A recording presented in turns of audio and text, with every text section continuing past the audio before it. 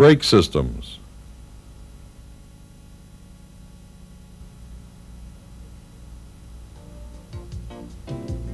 Automotive brake systems provide a very effective means of using friction to either slow down, stop, or hold the wheels of a car.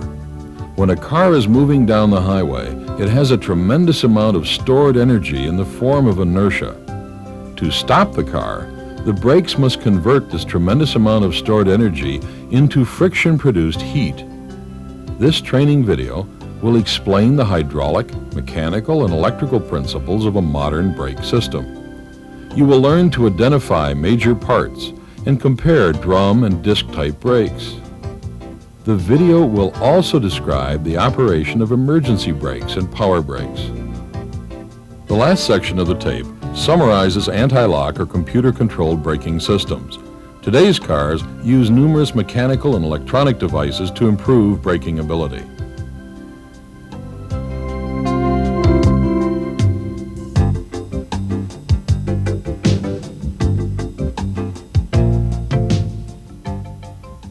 A hydraulic system uses a liquid to transmit motion or pressure from one part to another. A hydraulic jack demonstrates a simple hydraulic circuit in action. The jack handle is used to move a small pumping plunger. Two check balls direct fluid flow out of the reservoir and into the power cylinder. Every time the handle is pressed, a small amount of fluid is forced into the power cylinder to raise the jack. A tremendous force can be generated by a hydraulic jack since plunger area is much smaller than the power piston area. Modern automotive brake systems are hydraulic. They use a confined brake fluid to transfer brake pedal pressure and motion to each of the wheel brake assemblies. When the master cylinder is activated, it sends fluid pressure out to the wheel cylinders. The wheel cylinders then move friction pads or shoes outward, which causes friction that slows or stops wheel rotation. The brake pedal assembly acts as a lever arm to increase the force applied to the master cylinder piston. The pedal mount bolts under the dash. Bushings allow the brake pedal to swing on the mount. A push rod transfers pedal pressure to the master cylinder. A spring attached to the pedal and mount holds the brake pedal up into the released position. If used, the clutch pedal is designed in the same way. A pin or bolt secures the push rod to the pedal. The push rod extends through the firewall and into the master cylinder. Some push rods are adjustable.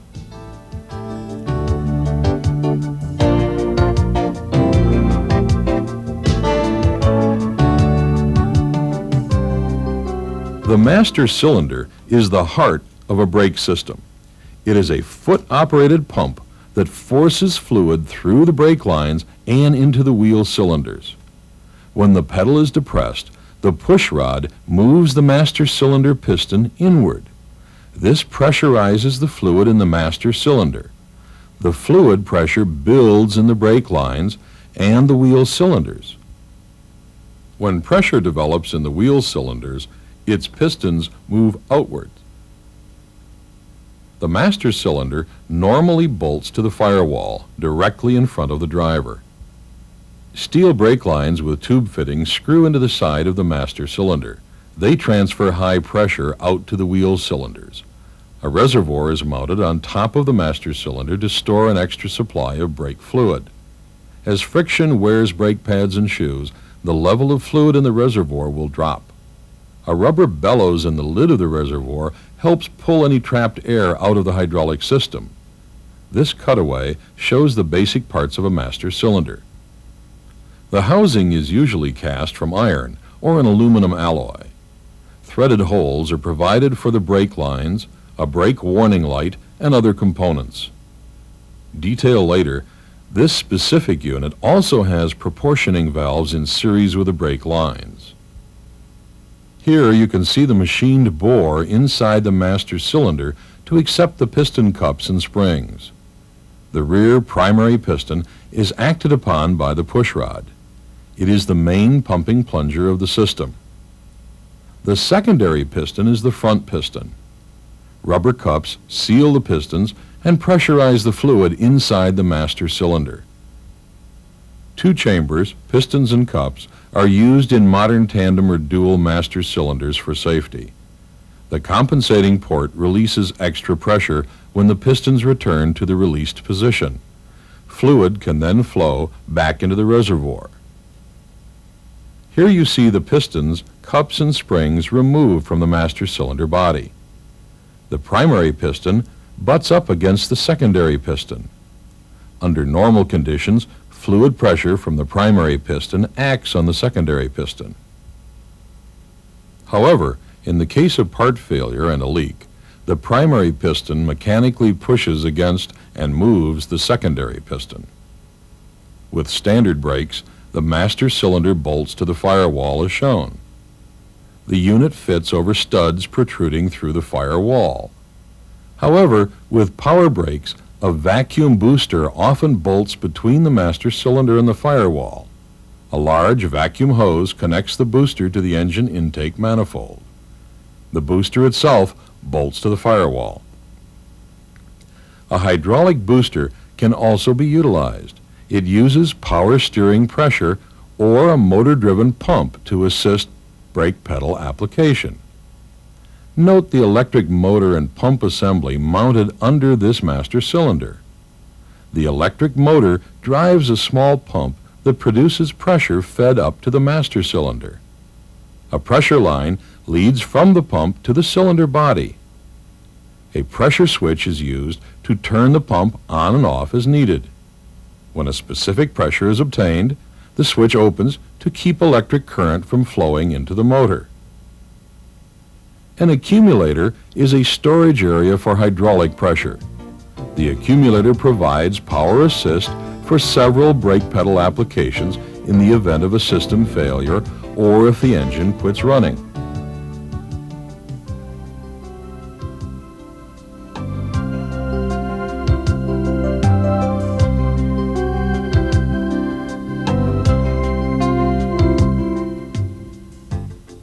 As implied, drum brakes use a large friction surface shaped like a musical drum. The drum fits over the wheel lug studs. A large hole in the middle of the drum centers it on the front hub or rear axle flange. Drum diameter refers to the distance across the inside friction surface. The friction surface makes contact with the brake shoes, so it must be machined smooth to prevent excessive wear. Drum width is measured across the friction surface as shown. This information is used when ordering new parts. Counterweights are sometimes welded onto the outer edge of the drum to prevent vibration. Cooling fins may be cast onto the edge of the drum to circulate air, preventing heat buildup and brake fade. The brake shoes rub against the revolving drum to produce braking action. The primary brake shoe is the front shoe. It is normally shorter than the other shoe. The secondary brake shoe is the rear shoe. It is longer because it must do more of the stopping action. Brake drum shoes are made by bonding or riveting an asbestos lining or other heat-resistant material to a metal framework. The wheel cylinder, when pressurized, acts upon the two brake shoes. When you press the brake pedal, the wheel cylinder pins force the brake shoes against the revolving brake drum. The major parts inside the wheel cylinder include the cups, which seal the pressure of the brake fluid, and the pistons that fit against the cups. We've removed this wheel cylinder from the car so you can inspect it. Note the holes for bolting the wheel cylinder to the backing plate. Two threaded holes are often utilized.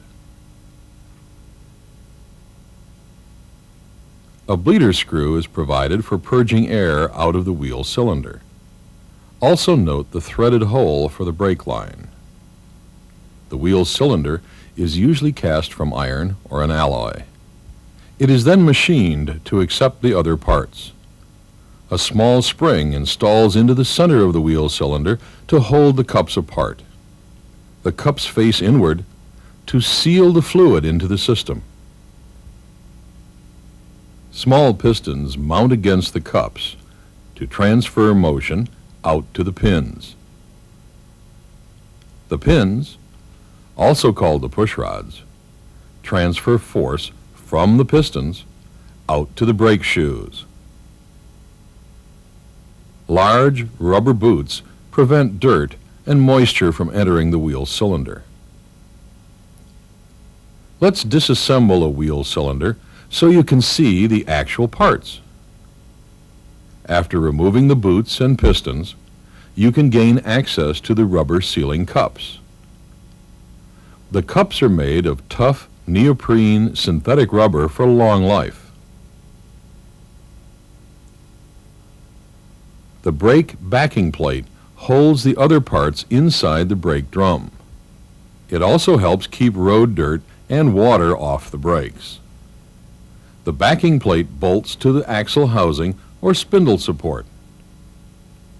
The retracting or return springs are needed to pull the shoes away from the drum when the brake pedal is released. They fit across the shoes or may fasten onto the shoes and onto an anchor pin like this one. An anchor pin at the top of the backing plate allows the shoes to pivot sideways during brake application. Other designs have the shoes pivot on an adjuster anchor. When the shoes pivot, it wedges them into the drum, providing a self-energizing action. A star wheel, when used, automatically adjusts the brake shoes outward with wear. Hold-down springs and pins are used to help hold the shoes up against the backing plate and away from the spinning drum.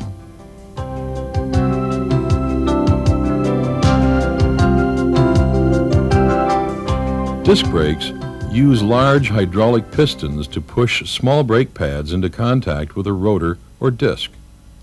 The resulting friction slows and stops the wheel. Because of better heat dissipation and other factors, disc brakes typically have better stopping ability than drum brakes. The brake disc, also called brake rotor, is the friction surface for the brake pad linings. The brake disc is normally made of cast iron. It may be an integral part of the wheel hub. However, many front-wheel drive cars have the disc and hub as separate units. The brake disc may be solid or ventilated rib design.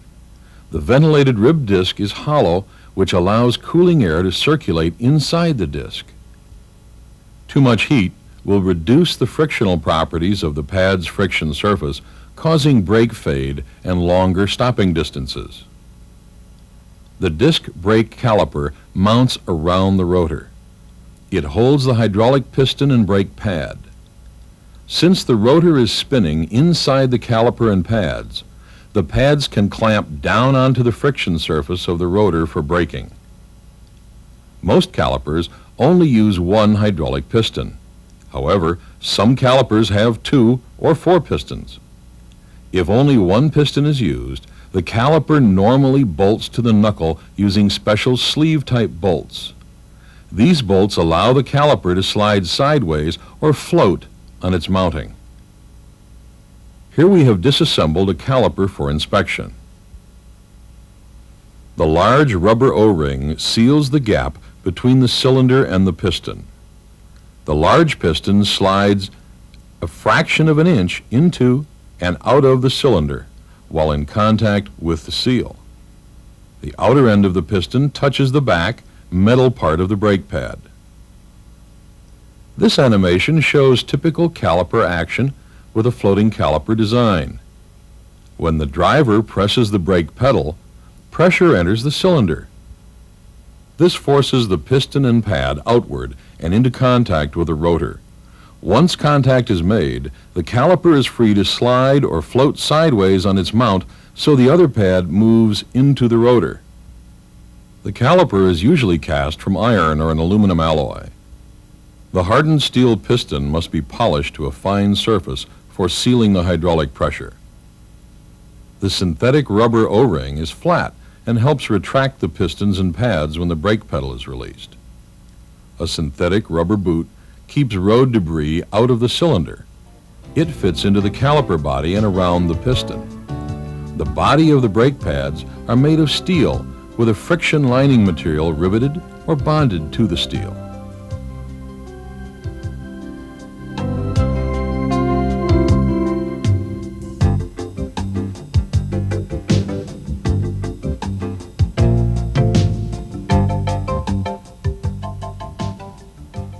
Brake lines and hoses carry the fluid pressure from the master cylinder to the wheel cylinders.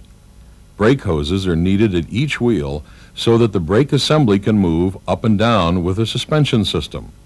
The hose will flex without damage. Brake lines are made of steel, never soft copper. Brackets prevent line vibration, which could lead to line fatigue and failure. A longitudinally split brake system has one master cylinder piston operating the front brakes and the other the rear brakes. A diagonally split system has each master cylinder piston operating a brake assembly on opposite corners of the car. Various types of valves can be found in today's brake system. A proportioning valve is used to equalize braking action with front discs and rear drum brakes. It is commonly located in the brake line going to the rear drum brakes. These proportioning valves are mounted in the master cylinder. The lower fittings on the master cylinder lead to the rear drum brakes. The upper fittings go to the front disc brakes. A combination valve serves as several valves in one. It can function as the metering valve, proportioning valve, and a brake warning light switch. The metering valve is designed to equalize braking action during light pedal application. The metering valve is in line with the front disc brakes. The warning switch energizes the brake warning light in the dash if system pressures become unequal or if there's a leak in the system. The proportioning valve is located in the line going to the rear drum brakes. It keeps the rear drum brakes from skidding with a panic stop. This master cylinder is equipped with a low reservoir level warning switch. If the brake fluid becomes too low, the switch closes and warns the driver by illuminating a dash light.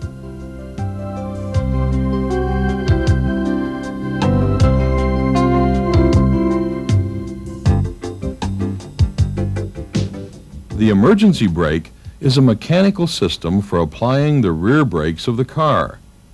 It is used for parking safety and in the rare event of a complete hydraulic failure. When activated, the emergency brake's long steel cable going to the rear brakes is pulled to the front. The steel cable is mounted inside a housing. This allows the cable to transfer motion back to the brake assembly. An adjuster is provided for taking up cable slack with wear of parts. Instead of a handle, some systems use a pedal under the dash to apply the emergency brake. Pressing the pedal pulls the cable. Moving the release allows the cable to move back to free the brakes. The switch is used to warn the driver that the emergency brakes are on. Note the emergency brake cable adjuster. When the cable is pulled, it acts on the bottom of the long lever. Since the lever is anchored to the top of the rear brake shoe and also to the strut, the tops of the two shoes are forced outward by a mechanical lever action.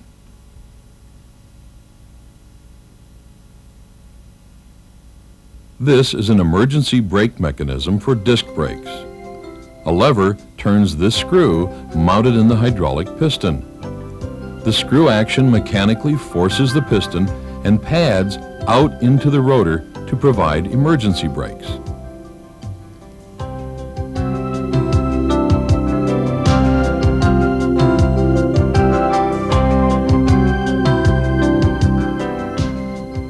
ABS stands for Anti-Lock Brake System or Automatic Brake System. It is a computer-controlled brake system designed to modulate the pressure to any wheel brake assembly that starts to lock up and skid. By preventing tire skid, the ABS system decreases braking distance and also allows for driver control of vehicle direction while braking in emergency situations, even on slick pavement. The main data source for ABS are 4 wheel speed sensors which send an AC signal to indicate wheel RPM. A G sensor can also be used with some circuits. These sensors send signals back to the computer, which then takes actions to improve braking. The wheel speed sensors are normally mounted in the knuckles on the suspension system. The tip of the sensor is positioned close to a trigger wheel or sensor rotor. As the wheel turns, the teeth of the sensor rotor induce current into the magnetic pickup. As a result, an alternating current is induced into the wires going to the computer. The frequency of the AC signal changes with wheel rotating speed. This allows the computer to detect a wheel that is locking up or starting to skid because the signal frequency at that wheel decreases rapidly. The computer can then send control signals out to a hydraulic modulator or hydraulic control unit. Solenoids or servo motors in the hydraulic unit can then modulate or pulse brake pressure to any skidding wheel. Some hydraulic modulators, like this one, operate on very high system pressure, up to 2,500 psi. Late model systems are often designed to operate on lower pressure. This graphic shows the action of anti-lock brakes. With the car moving, the wheel sensors send a relatively equal signal to the computer. If one wheel begins to skid during braking, that wheel sensor stops sending the same signal. The computer can then energize the controller to pulse or reduce braking pressure to that wheel until skidding stops. There are many modulator design variations. However, they all perform the same function of relieving or pulsing pressure to any skidding wheel. This hydraulic controller uses solenoids to open and close fluid passages and valves in the unit. Many computerized brake systems have a modulator separate from the master cylinder, as shown in this circuit. Less common designs combine everything into one assembly. This brake controller uses a servo motor instead of solenoids. The reversible DC motor drives a gear and ball screw mechanism. When skidding is detected, the computer energizes the motor and a small solenoid. The resulting screw action pulls the ball screw down. This provides a small reservoir for backflow of brake fluid out of the brake line to the skidding wheel. The closed solenoid valve blocks further master cylinder pressure from entering that brake line. When skidding stops, the motor can be reversed to maintain brake pressure in the line. This design is a low-cost, common type of ABS controller. Besides this reversible hydraulic control motor, an electric motor-driven pump is also used in most ABS systems. It provides pressurized brake fluid to help operate the system. It is also under computer control. In ending, let's watch what happens when a car with conventional brakes and when a car with computer control brakes try to stop with one set of wheels on this slick, soap-covered plastic and the other set of wheels on dry pavement. Without ABS, the driver loses total control of vehicle direction. Then, with electronic controls, the driver is able to stop the car safely, even with two wheels on a slippery surface. When driving with ABS, there's no need to pump the brake pedal manually to prevent tire lockup. The computer system rapidly pulses hydraulic